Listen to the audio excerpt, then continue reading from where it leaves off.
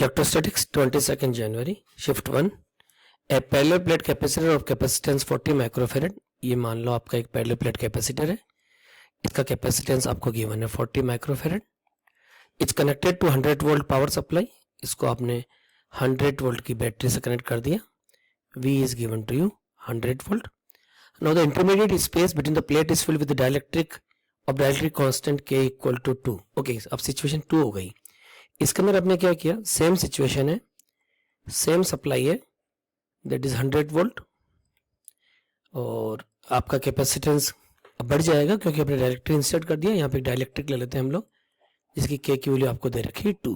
ठीक है, due to the introduction of electric the extra charge and change in the electrostatic energy of the capacitor. अब देखो, आपको logic पता है, अगर हम लोग बैटरी कनेक्टेड रखते हैं तो वोल्टेज कांस्टेंट रहता है, और अगर बैटरी रिमूव कर लेते हो तो चार्ज कांस्टेंट रहता है। ठीक है, तो देखो पहला वोल्टेज था आपका 100 वोल्ट, तो दूसरी वाली वोल्टेज कितना आपका 100 वोल्ट।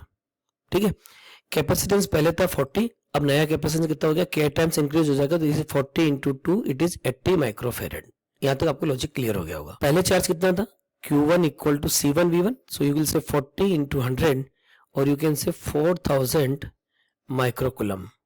अब चार्ज कितना हो गया, Q2 equal to C2 into V2 it is 8000 microcoulomb.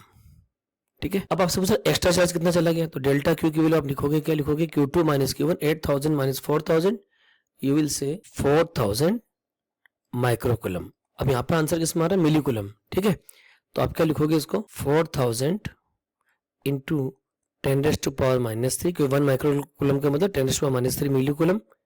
सो ये further you will solve, it is given by 4 मिलीकुलम। तो ऑफ कोर्स देखने से पता चल रहा है कि option 3 is the correct answer. लेकिन अपन एनर्जी भी कैलकुलेट कर लेते हैं। देखो अब इस सवाल में देखो वोल्टेज कांस्टेंट है, ओनली कैपेसिटेंस बदला है, तो एनर्जी के लिए क्या लिखोगे, delta U is given by half C2 V2 square minus half C1 V1 square.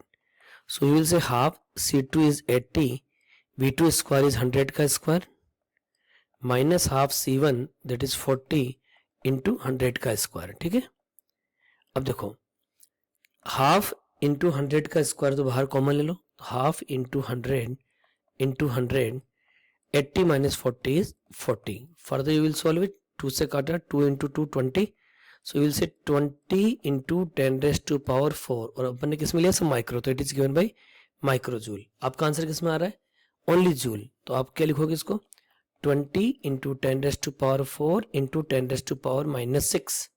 तो आप सोल्व कर लोगे तो आपका आंसर कितना आ जाएगा, 0.2 joules. So right answer of the problem will be given by option 3, 4 millicoulomb and 0.2 joules.